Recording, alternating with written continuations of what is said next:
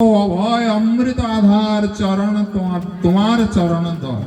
সে লাভ করলে অশোক, কোনো শোক থাকবে না, অভয় কোনো ভয় থাকবে না, কোনো দুঃখ থাকবে না। আর আমরা এখানে থাকি, ভয় আছে, দুঃখ আছে, শোক আছে। আজ পিতা মরে যাবে, কালকে পত্নী যাবে, কাল পুত্র যাবে, একটার পর একটা। এইটাই তো মহাশোক, এটাই তো বড় দুঃখ। না কেউ জীবিত আছে? কেউ জীবিত? জি, সেই জন্য জি মানব জন্ম লভিয়া যদি কৃষ্ণ ভজন না করা হয় তাহলে বড় অপরাধ হচ্ছে। আমরা মানব জন্মের কর্তব্য হচ্ছে কি? হরিভজন করা। হরিভজন শিক্ষা কারা দেবে? গুরু বৈষ্ণবগণ। এই যে গুরু বৈষ্ণবের দর্শনটা কম সৌভাগ্য হয় না, নিশ্চয় কোনো সৌভাগ্য ছিল, সেই জন্য গুরু বৈষ্ণবের দর্শন হয়েছে। এটা জি বড় সৌভাগ্য। প্রচুর পরিমাণে স্বীকৃতি হলে তবে গুরু বৈষ্ণবের দর্শন হবে। দর্শন বড় কঠিন, ইচ্ছাকৃত ভাবে হবে না। জি সেই জন্য মহাপ্রভু বলেছেন সনাতন গোস্বামী, যে ব্রহ্মাণ্ড ভ্রমিতে কোন ভাগ্যবান জীব গুরু কৃষ্ণ প্রসাদ পায় ভক্তি লতাবি। কোন ভাগ্যবান জীব ব্রহ্মাণ্ড ভ্রমণ করতে করতে তবে গুরু বৈষ্ণবের দর্শন লাভ করে, তার আগে লাভ হবে না। জি ভগবান তার ভক্তকে সব সময় রক্ষা করে, যা দরকার নিজে যোগিও দেবে। তার প্রমাণ হচ্ছে কি? এই যে অন্যান্য চিন্তান্ত মা যে জানাহ পর্যুপাসতে তেসাং নিত্য ভিযুক্তানাং যোগ ক্ষেম বহাম। বলছেন ভগবান যে আমার পরম ভক্তকে আমি তার যা দরকার, তার যা প্রয়োজন, সেটা আমি নিজে। এটা হচ্ছে গীতার কথা। একজন পুরীধারী একটা গ্রামে অর্জুন মিশ্র বাস করতেন।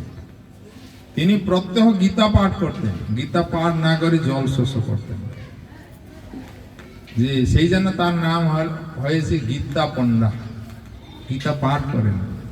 সে ঝড় বৃষ্টি তুফান বন্যা হচ্ছে, 3 দিন ধরে খাওয়া দাওয়া কিচ্ছু হচ্ছে না।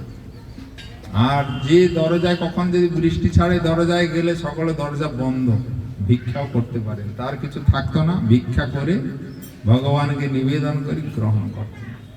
তিনি দেখলেন যে ভগবান যে বলেছেন যোগ ক্ষেম বহাম্যহম, তিনি তার ভক্তকে সব যোগাবেন, এটা ভুল, ঠিক না। যে অত ভিক্ষা করতে যাচ্ছেন, ভিক্ষা পাচ্ছেন না, অনাহার। তখন চিন্তা করছেন যে কলমে দাগ দিয়ে কেটে দিয়েছেন যে যোগ ক্ষেম বহাম, এটা মিথ্যা কথা, ঠিক না। করে আবার ভিক্ষায় গেছেন। যখন ভিক্ষায় গেছেন, ভিক্ষা টিকা পাননি, সমুদ্র ধারে বসে আছে। আর কৃষ্ণ বলরাম যে 56 ভোগ 36 ব্যঞ্জন একবার সুন্দর করে রেডি করে ভার বয়ে বয়ে গেছেন, গিয়ে দরজায় টুকটুক করছেন, ঝড় বৃষ্টির দিন। তখন অর্জুন মিশ্রের পত্নী দেখছেন কে ঠুকঠুক করছে, দরজা খুললেন। বলছেন এটা অর্জুন মিশ্রের বাড়ি? হ্যাঁ বাবা। যে অর্জুন মিশ্র এগুলো পাঠিয়েছেন, এগুলো রাখুন। তিনি বলছেন অর্জুন মিশ্র তো ভিক্ষা করতে গেছে, অত ভিক্ষা তো কোনদিন করে না। মনে হয় বাবা অন্য কোন অ্যাড্রেসে ভুল হয়ে গেছি, মনে হয় অন্য এইটা না, ঠিক। বলছি না না, এটা অর্জুন মিশ্রের বাড়ি তো? হ্যাঁ, তাহলে এইটাই। তো ওঝা নামালেন। আর স্বাভাবিক ভগবানকে দর্শন করলে তার প্রতি স্বাভাবিক প্রেম। মাতা কি করলেন? অঞ্চলের কাপড় দিয়ে ভিজা সব মুছলেন গায়েটা। তখন দেখলেন দাগ পড়ে আছে, যে যেন চাবুকের দাগ, চামড়া উঠে গেছে পিঠে। বলছি বাবা এটা কি? বলছি আমরা বয়ে আনতে পারিনি বলেই অর্জুন মিশ্র আমাকে মেরেছে। বলছি অর্জুন মিশ্র অত নির্মম, গীতা পাঠ না করে জল শস্য করে না, সে এই ধরনের মেরেছে? বলছে হ্যাঁ। তখন একটু বিশ্রাম করতে দিলেন। কৃষ্ণ সেখানে যে যোগ ক্ষেম বহাম্যহম, সে জায়গাটা গিয়ে মুছে দিয়েছেন, যে পেনের কাটা দাগটা। জল জল করছে। তার অর্জুন মিশ্র এসছেন, আর পত্নী এ কথা শ্রবণ করেই জ্ঞান হারা হয়ে গেছে। আর অর্জুন মিশ্র এসে ডাকছেন, ডাকার পরে চেতনা আসলো। যখন চেতনা আসছেন, কর্কশ বাক্যে বলছেন যে তুমি নির্মম ভাবে বাচ্চাগুলোকে এরকম মেরেছ। অর্জুন মিশ্র কিছু বুঝতে পারছে না যে কি বলছে। ঘুম থেকে উঠি কি এরকম তো না, আমি কাউকে মারি না, আমি কাউকে দিয়ে প্রসাদ, তুমি প্রসাদ পাঠালে আনতে পারছি না, তাকে ভার বলতে পারছে না, মেরেছো, আবার বলছো কিছু জানি না। তখন বলে বাচ্চারা কোথায়? বলছে ঘরে ছিল। ঘরে দেখে কেউ বিশ্রাম করছে না। দেখেন গীতা, সে যোগ খেয়ে বহাম যে আমি আমার ভক্তকে সমস্ত কিছু যোগাই নিজে বহন করি, তার প্রমাণ।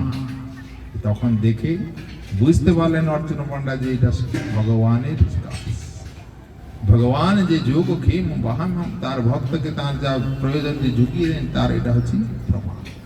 আমরা যদি ভগবানের গুরু বৈষ্ণব সেবা করি, আমাদের মঙ্গল হবে হবে হবে, এখানে কোনো সংশয় নেই।